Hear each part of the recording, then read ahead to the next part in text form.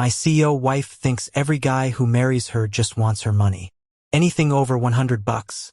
And I have to report it to her. But because I love her, I'm okay with being the man behind her career. On the day of the car accident, she denied my $3,000 surgery request. She said, "Do you know $3,000 is what many people live on for a month? I'm not earning money for you to leech off me." Without timely surgery, my hand ended up permanently damaged. Just after getting off the operating table, a childhood friend of hers, who just returned from abroad, posted a photo on social media. It showed a $5 million watch with the caption, "Some little girl still wants to give me the best, just like when we were kids," tagging Christina. I didn't react like I usually would, with arguments and fuss. Instead, I liked the post. "Great, you two spend your whole lives like this. John, what do you mean by your comment to Peter? Everyone was having fun. But now he feels guilty because of you. He just got back. What's wrong with me giving him a gift? We've known each other since we were kids. Can you stop being so irrationally jealous? Is that so? Sorry, it won't happen again." The line went quiet suddenly. Every time we fought over Peter, I'd demand an explanation from her. Even though it always ended badly and I was the one left hurting, I'd still want her to prove something to me next time. This was the first time I didn't argue back against her questioning. She didn't realize this accident made me rethink our relationship. I hung up before she could respond. After deleting that comment, Christina's call came in. This time, her tone had softened. "I'm not blaming you. Anyway, where are you?" "The hospital." "Okay, you probably can't afford a cab, right? I'll come to get you." The hospital corridor was dark and without heating. It was a bit chilly on this snowy New Year's Eve. My hands, red from the cold, gripped the phone tightly, and suddenly it all felt ironic. "Aren't you curious why I'm at the hospital?" Peter's voice came from her side. "Christina, is John still mad at me?" I didn't think he'd overthink this. I replied coldly, "Christina." She had just said she'd come to pick me up. After a pause on the other end, she said, "I'll send the driver to get you," and hung up. Listening to the empty beep, I closed my phone and sighed. As expected, the one left behind was still me. Same as always, but surprisingly, there weren't any tears. No sadness, just a little heartache for myself. I stood at the hospital entrance. The cold wind swept my one long parka, full of chilly air. A homebound taxi driver stopped and rolled down the window. "Need a ride home? I can take you for free so you can enjoy the New Year's Eve dinner." I smiled softly. "Thanks, but someone's picking me up." Taxi after taxi passed, but Christina's driver never showed. Maybe they forgot about me again. I didn't flood her with calls like before, demanding she come immediately. Instead, I flagged down a passing cab. I knew I had no money on me, but I couldn't bring myself to contact her again. As the car reached my neighborhood entrance, fireworks suddenly exploded across the sky, lighting up half the night. I paused, and the taxi driver explained with a smile, "I heard it's a fireworks show bought by Christina for her husband's return. It costs $1,000 per display." "Christina's husband?" I turned to the driver, who nodded. "Yeah, heard he just got back. There was a misunderstanding about her and another man, so she spent big to show her loyalty. Christina went all out. Can you believe it? So I'm the other man, huh?" I lowered my eyes, giving a silent smile. The driver marveled. "It's a good thing rich folks splash out like this. Us regular folks get to enjoy the fireworks too." I looked out at the window. True. Such a grand display of love makes it hard to tell who Christina's real husband is. No wonder picking me up wasn't a priority. "Sir." "Sir?" The driver's voice brought me back to reality. He apologized and smiled. "You haven't paid yet." I slipped my wedding ring onto the front seat. "No change needed." "Wait, sir. That's too much, sir." Ignoring the driver's calls, I walked into the neighborhood. As I was about to enter the dark villa, a huge burst of light flared behind me. I turned around to see even brighter sparks forming a gigantic rose in the sky, while drones spelled out, "Love like youth, no cost spared." I thought maybe the person far away feels happy. The dazzling fireworks lit up half the city, except for the shadow it left me in. A few steps forward brought me into the illuminated area. This was the warmth my wife crafted for another man. Briefly, my heart ached.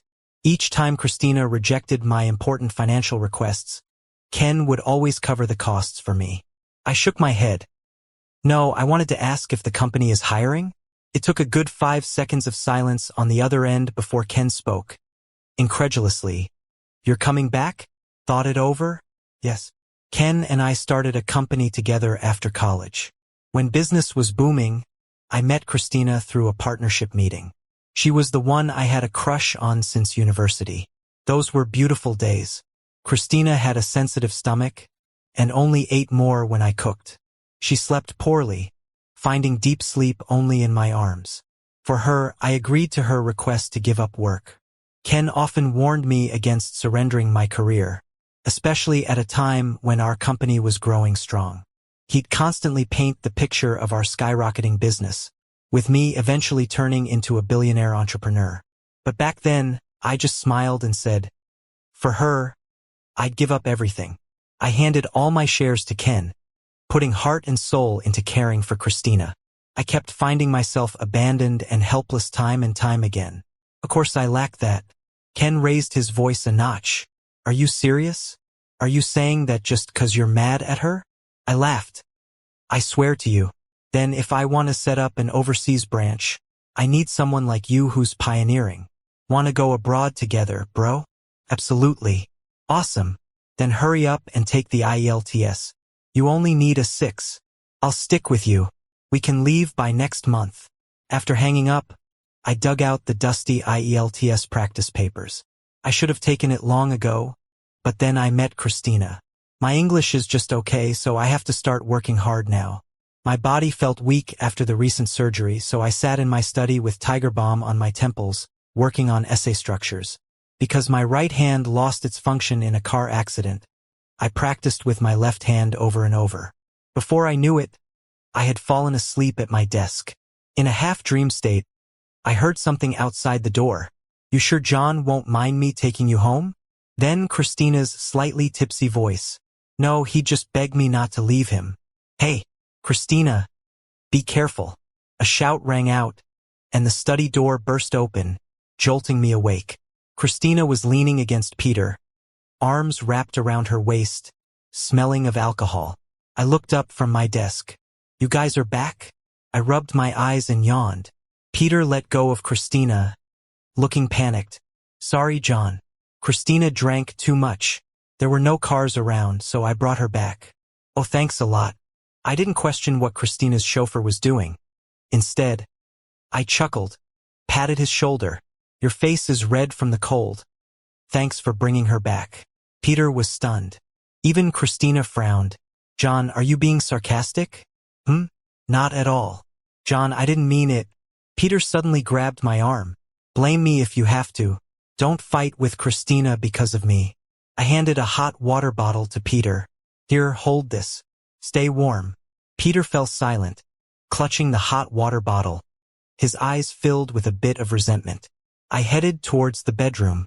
"Feel free. You can sleep in the next room tonight. I'm tired. Can't keep you both company any longer. Good night," I said, going into the bedroom and shutting the door. Outside, the two stood frozen. I barely closed my eyes before the bedroom door quietly opened. "John." A light voice whispered, too tired to respond. "John, I know you're awake." Christina sounded a bit angry. I forced my eyes open. "What's up?" I sent him on his way. "Oh, not letting him stay a night?" Her brow furrowed. "John, Peter and I grew up together. I hope you don't get jealous for no reason." "Jealous?" I laughed. "It just snowed late at night. Roads are slippery. I thought it'd be unsafe for him to drive home." Christina was taken aback. I went back to sleep. She pressed against my back, her breath by my ear. "Don't you have anything else to say?" I kept my eyes shut. "Say what?" Usually you'd have a lot to say at times like this. I opened my eyes. True, every time I saw her with another guy, I'd argue, demand she prove herself. "You two grew up together, why would I be jealous?"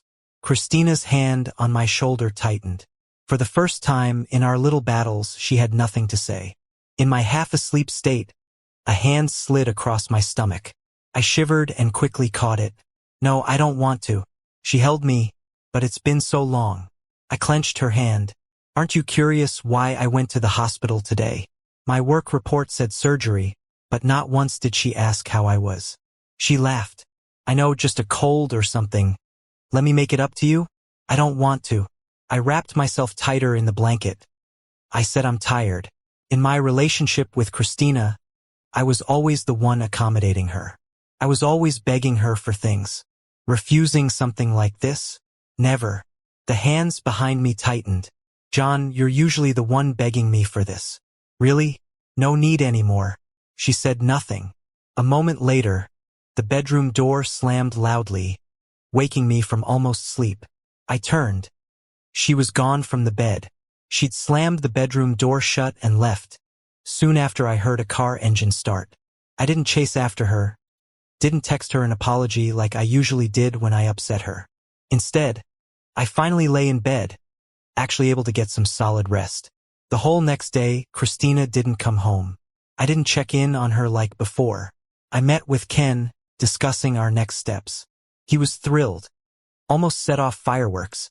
Finding out I was getting a divorce. Knew you'd come to your senses. You're not meant to be some house husband reporting every penny. I chuckled. Then Christina called. It's dark now. Where are you? I paused. You're home? Usually, after a fight, she'd leave me hanging at home for a week until I completely lost my temper before coming back. Nearly at the door, fireworks burst across the night sky brightly. I looked up just like what I saw last night. As I watched, lost in thought, a Rolls-Royce pulled up and a familiar figure stepped out. Christina smiled at me. Like it? Was it for me? What? Thought I'd forgotten. She stood beside me, linking my arm and watching the sky with me. I was drunk last night. Let the driver head home early for New Year's Eve. So Peter drove me back. Hope you don't mind. It's beautiful. Lost in the fireworks. My reply was absent-minded. Christina called, breaking the moment. John. I turned. Yeah? She had a slight displeasure in her expression, but eventually sighed. I know you're upset because I arranged a fireworks show for him, but he's just returned to the country, and then there were your comments before. Why would I be upset with you? I chuckled. I can also see the fireworks show you gave him. Isn't that nice? John. She was stunned. Anyway, thank you. This one was even better than last night's. She studied my expression. You're not angry? Why should I be angry? You guys grew up together and one of you just came back to the country. It's only right to give him something. Christina stood there, stunned. A moment later, an emotion that seemed like guilt seeped into her usually indifferent eyes. She tightened her grip on my arm. Let's go on a trip? You've been cooped up at home for too long. I thought about how I needed to prepare for the IELTS and shook my head. No, I'm fine at home. Her hand, which was holding my arm, froze. But I already booked it. Then take someone else? John, she frowned. I chose an intimate couple itinerary. I lowered my gaze, watching the fireworks reflected in her eyes. If I'd heard a few days ago that she was willing to put in effort for me, especially for a couple's custom trip, I'd have probably been thrilled to hug her. After all, I enjoyed being her husband so much that I wanted everyone to know we were a pair. But now I just smiled gently. Thanks for your effort. But I really can't go. Her face was full of disbelief. I lightly pushed her hand away. It's too cold outside. Let's go back inside. I turned and opened the door. But when I looked back, Christina hadn't followed me. Instead, she got into the car, slammed the door shut, making a loud noise. Then she started the engine and drove off. She's always like this. Whenever we have a disagreement, she leaves me standing there, then blocks every way to contact her, waiting for me to run out of emotions and reconcile, leaving a tired out me to clean up the feelings. But now I didn't even send a message. I went inside the house. Christina didn't come home for a whole week. I didn't ask, just spent my days with Ken, sipping tea, memorizing words, and practicing speaking. And I successfully got hired with an advance paycheck from Lynn. The stock transfer might take a little time, but in the end, everything will be returned to you. Since you got married, our stocks have increased a lot. Ken excitedly told me about the company's development these years. The more he talked, the more bittersweet I felt. Thank you for all your hard work over the years. Just as I finished speaking, my notification pinged with a special alert. It was a post from Peter. I used to be bothered by Christina and her childhood friend, Peter, who was abroad, because every time Christina went abroad, she would always spend time with him. I didn't want them too close, but I was curious about what happened between them, so I awkwardly set Peter as special attention. In the post, he was wearing sunglasses, sitting in a helicopter, with an arm around someone's shoulder, happily taking a selfie. The caption read, "Who says childhood sweethearts can't have an intimate trip?" Though the person beside him had sunglasses and a mask, I recognized Christina immediately. I didn't call to question why she took Peter there. I only liked the post and then removed Peter from special attention. As soon as I put the phone down, Christina called. "I'll be home for dinner tonight." I didn't quite get what she meant. "Should I save some food for you?" Christina's voice was a bit restrained. "John, don't you understand what I mean?" I didn't respond. She hung up. "We don't have a maid at home. For one, she only likes my cooking." Later, it became her reason not to hire a maid, thinking it would encourage my laziness. Back home, I made dinner for two and sent her a message. "What time will you be back?" She didn't reply. I didn't wait foolishly late into the night as I used to. I ate my part alone. Waited a bit longer, but still no word from her, so I packed up her meal in the fridge, covering it with cling film. I needed to study. No time to be tangled up with her. However, studying at home seemed inconvenient. Perhaps I should go to the library tomorrow. No worries about her coming home and disturbing me there. The next day, I went to the library. By the time I was hungry, it was already dusk outside. For the first time, I realized I hadn't thought about Christina all day. Turns out I didn't need to rely on her to have my own little world. Just as I thought of this, Christina's call came in. "You're not home?" "At the library." "What's up?" She paused before speaking. "Let's talk. I'll pick you up." Yeah, we did have things to discuss. I actually wanted to find her too. Okay. When I got my stuff together and went downstairs, Christina's car was already parked at the entrance. I instinctively went to open the passenger door. A surprised voice cut in. "Hey, John." Peter's sleeve was tangled in Christina's hair. "Sorry." Christina was picking up her lipstick, and her hair got caught. "Don't misunderstand. Nothing's going on between us." Even so, his casual placement of his hand on Christina's hand and his challenging glance really weren't apologetic. Christina glanced at me, lifted her hand, and untangled her hair herself. At the same time, she looked up at me. Cold eyes filled with a hint of probing, as if trying to catch something in my expression. I didn't ask why she brought Peter along, or why his seat was up front. I didn't need an explanation on why her hair was so entangled. I just smiled casually. "You grew up together. What would I misunderstand?" Then I opened the back seat door and got in. After I settled my bag, I noticed Christina looking at me through the rearview mirror, her eyebrows lowered with a frown. I had no clue why she was upset. Was she mad because I didn't demand she prove her innocence like before? "What's up?" I asked. She seemed to have something stuck in her throat, and finally, she sighed heavily and started the engine. "Nothing." Peter looked at her cautiously, glanced at me through the mirror, seeming a bit annoyed. "How about we eat out today?" Christina said as she drove. Peter nodded immediately. "Sure. Let's go to that place we used to go. I haven't eaten there in ages." I was asking John. I was listening to a language lesson with headphones, and her words caught me off guard. "Me?" "Yeah." Christina looked at me through the mirror. "How about that restaurant we went to on our first date?" Peter's face fell. I shrugged indifferently. "Whatever." Christina continued looking at me, maybe waiting for more words. When I didn't say anything else, she sighed softly and gripped the steering wheel, a bit agitated. Peter gently touched her arm. "Christina." "Shut up." Christina yelled under her breath. I was stunned. It was the first time she got mad at Peter, especially after not seeing each other for so long. Peter let go of her arm and looked at me angrily through the mirror. Then he suddenly held his head, wincing. Ouch, my head. I noticed Christina's hand pause. What's wrong? Is it acting up again? Peter's frown deepened. I don't know, it just hurts. Christina, can you take me to the hospital? Going to the hospital meant taking a detour. The nearest one is kilometers away. Christina looked at me through the mirror. But, ouch, Christina, I can't stand it. Christina gripped the wheel tightly and slammed on the brake. John, get out. Just like every other time. Between Peter and me, I'm always the one left behind. But this time I didn't throw a fit. I just opened the door and got out.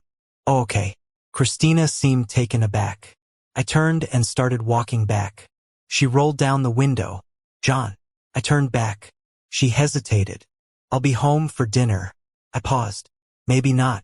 Seems like he needs you. Order takeout at the hospital. Are you jealous? Nope, I answered honestly. But Christina's eyes seemed a little disappointed. Maybe I imagined it. If you're coming back, I'll order takeout for you, I said. She paused. I removed the financial cap for you. You can spend up to 5,000 yuan anytime you like. Oh, thanks, but no need. I chuckled lightly and walked away. That night, Christina didn't come home, nor did she text. I didn't ask either. I just reviewed the test papers from the day and fell asleep.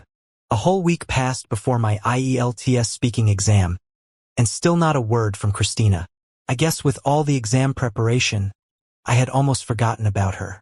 Until I went for a checkup at the hospital and saw Peter near the entrance. Christina wasn't with him. I nodded politely. All good now?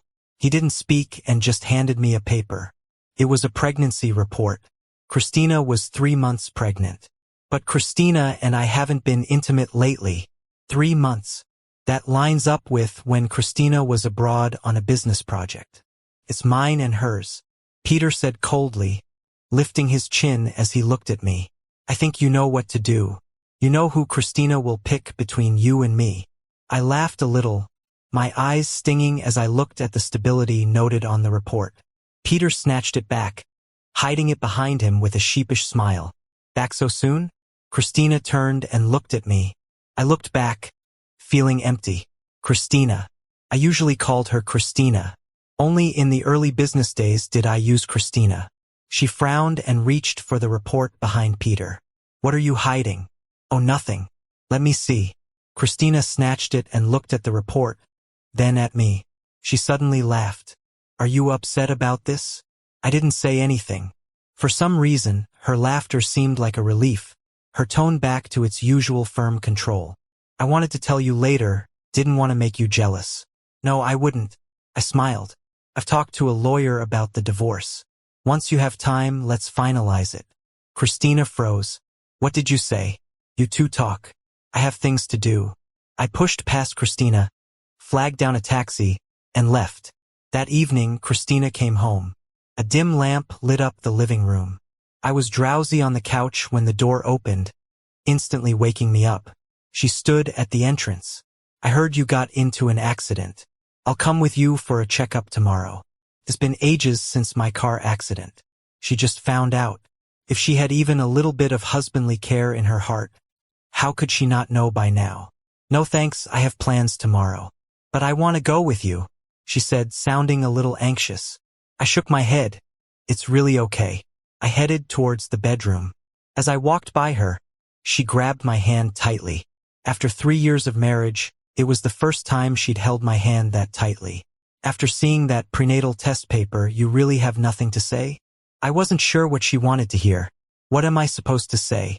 Her hand trembled a bit, and Christina's voice was shaky too. What about what you used to say? Before, if I saw a prenatal test paper, I probably would have gotten furious, smashed things, and had a huge argument with her. I sighed. Is there anything useful I can say? John. As I tried to leave, she quickly pulled me back. The prenatal test is fake. I just wanted to make you mad. I silently pushed her hand away. I turned and took my medical record from the drawer and handed it to her. But it's true that I can't hold a pen with my hand anymore. The record slipped from her hand once she saw the latest page. The other day, I needed $3,000 for that, I said calmly with no resentment. as if it was something that happened ages ago and wasn't a big deal. It got delayed, and I lost the use of my right hand. Now I'm a lefty. Seeing me holding my phone with my left hand, she started to tremble. She knew the delay was because she rejected my application. So all these days you've been punishing me in this way? She looked at me with red eyes. I shook my head. It's in the past. Don't overthink it. A trace of despair appeared in her eyes. Don't overthink, it was something she'd always said to me. But I wasn't trying to argue through this phrase. It was just heartfelt. I turned and closed the bedroom door. Lying in bed, it took a while before I heard footsteps fade away. I had an IELTS exam the next day, so I closed my eyes and quickly fell asleep. The next day, after the exam, Christina was waiting at home for me, which was rare. When she saw me, her eyes were a bit red. John. Her voice was a bit hoarse. She walked over and pushed a gold card into my hand. From now on, spend my money as you like. Looking at that card, I remembered her saying all her savings were on that card. During the worst of our fights over Peter, I couldn't even touch it. Thanks, but it's not necessary. I put it back in her hand. She looked at me, her hand not clutching the card. It took quite some effort to get her to take the card back. John. Oh, Christina, this is the list of applications I've submitted to you over these 3 years. I pulled out a stack of financial papers from my bag. In the past 3 years, I've applied for $6,721. With interest, let's say $7,500. I recently found a job, so I'm paying you back. Saying this, I took out a wad of 100 yuan bills. I placed the money and papers on the table, looked at her. If you're unsure, Christina, you can call a financial officer to count. She looked stunned, then grabbed the papers crazily, flipping through them one by one. Each clearly stated the date, amount, and purpose with a financial stamp on it. She kept looking at the stack, nearly despairing, clenching it in her palm. All this time, have you only applied for this amount? Yeah. In 3 years, she spent less on me than Peter's return gift. Yet, she was always worried I was bleeding her dry.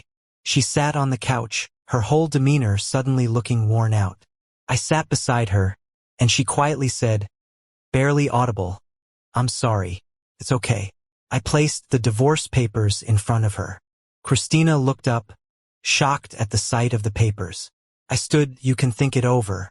I'll come back in 3 days. I said this and walked out. Where are you going? Oh, I've rented a place. Planning to move out today. But isn't this your home? Christina stood up suddenly. I glanced around, it used to be, I guess. She seemed taken aback.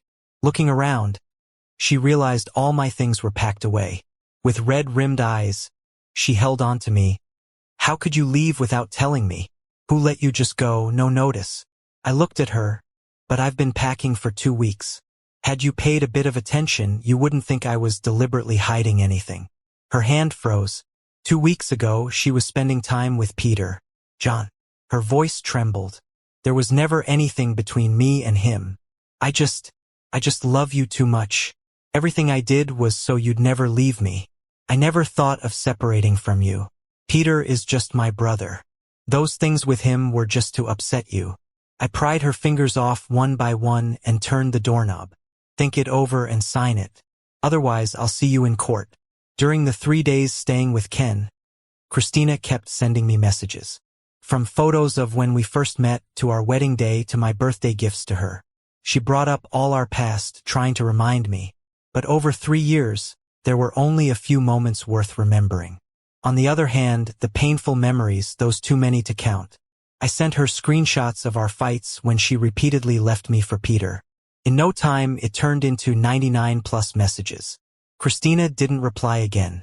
3 days later, she signed the revised agreement and gave it to me. I initially asked for only 30% of the assets, as I'd indeed relied on her financially over these years. But she ended up giving me 70%. With dark circles beneath her eyes, she looked at me. Restricting your expenses was just my way of ensuring you'd always stay by my side. But I was wrong. You're gone, and money doesn't mean much to me now. I didn't refuse. I don't feel anything for her anymore. There's no reason for me to turn down her offer. John, I won't compete with you for Christina anymore. Can you please put in a good word for me? She's blocked me, and I can't reach her. She even took back all the gifts she gave me. I don't even have a place to stay right now. She only listens to you now. Please, can you speak to her for me? I'm just standing on the street, not knowing where to go. I sighed. I can't help you with this, because I blocked her too. I hung up and blocked the number. Ken was ahead, dragging a suitcase, and looked back. Hurry up. The plane's about to leave. I grabbed my suitcase and caught up. Coming.